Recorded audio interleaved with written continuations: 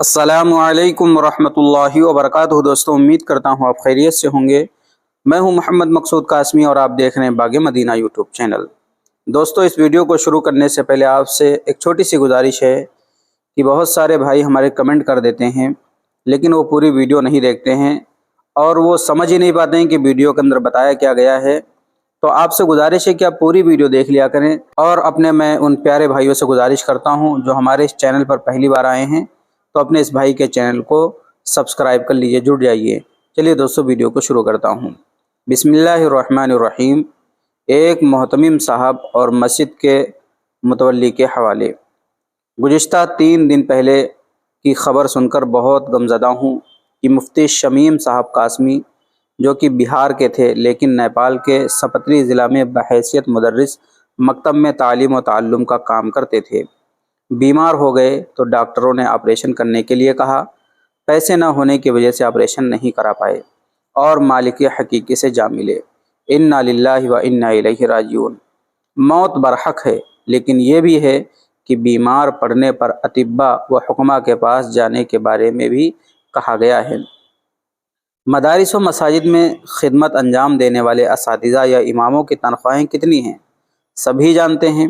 जब मुल्क में कोई हालात पेश आ जाएं तो सरकारी मदद फराहम की जाती है, सरकार की जानिब से थोड़ा ही क्यों ना हो।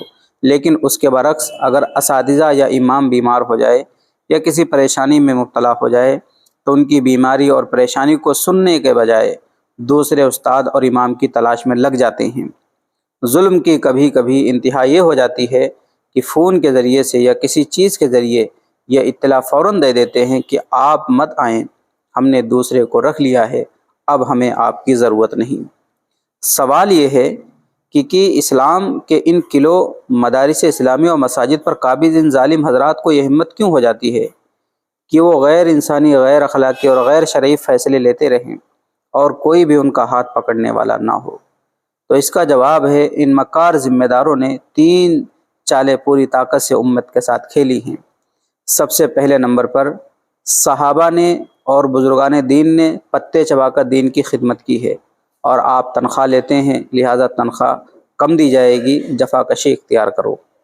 नंबर 2, मदरसा व मस्जिद जो कि असलन वक्फ़ थे, हमारी मिल्कियत हैं, हम जो चाहें करें, ना कोई कमेटी, ना कोई शूरा, ना और कुछ।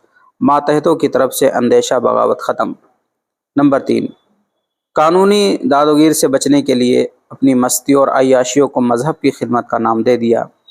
यही वो ख़यालात हैं जिनको पॉलिसी बनाकर अक्सर व बेशतर मोहतमिम हज़रात तकरीरें करते रहते हैं, किताबें छापते रहते हैं, बुज़ुर्गों के वाक़यात से अपनी गुफ्तगू मुदल्लल करते रहते हैं और मुखालिफिन को चुप कराते रहते हैं। नतीजतन उम्मत का बहुत बड़ा तबका माशी अरगमाल और जुल्म व सितम का शिकार हो जाता है। मोहतमिम हज़रात की मक्कारियों और गलतकारियों पर उम्मत के बेदार मग़ज़ अफराद को पूरी रिपोर्ट वजह व असबाब और नताइज के साथ तैयार करनी चाहिए, ख़यालात व तसव्वुरात की निशानदही करनी चाहिए। आप पाएंगे कि इस तबके ने उम्मत के अफराद को किस तरह से जुल्म व सितम का शिकार बनाया हुआ है और अपनी अय्याशियों और मस्तियों को जवाज़ फराहम करने के लिए दीन इस्लाम को किस तरह से इस्तेमाल किया है। यानी ख़ुद तो इस्लाम के लिए बदल ना सके बल्कि इस्लाम को अपने लिए बदल दिया। मोहतमिम साहब सबसे पहले ख़रीदारों की लाइन में नज़र आते हैं, गाड़ी सबसे महंगी होगी उसी के ऊपर चढ़ेंगे, पान और चाय दिन में कम व बेश 20 खा जाते हैं, नाश्ते में भी कोई कमी नहीं, कपड़े हर माह तकरीबन सिलवा ही लेते हैं, उनके बच्चे महीने में 10 हज़ार खर्च कर लेते हैं। ये सब आंखों देखी बात है। लेकिन असातिज़ा की तनख्वाहें सिर्फ 10-12 हज़ार रुपये हैं। कोई कुछ कहे तो कभी तो तस्बीह व नवाफिल में उलझा देते हैं, कभी बुज़ुर्गों की जफाकशी के वाक़यात को बुनियाद बनाकर सब्र करने पर मजबूर करते हैं। इसी तर्ज मजहबियत का नाम है दाढ़ी की आड़ में शिकार खेलना। मौलाना आज़ाद के अक़वाल ज़र्री में से एक कौल ये है कि लोग बदमाशों और गुनहगारों को मैकदों में तलाश करते रहे, अगर वो मदरसों और खानकाहों में तलाश करते तो जल्द ही मिल जाते।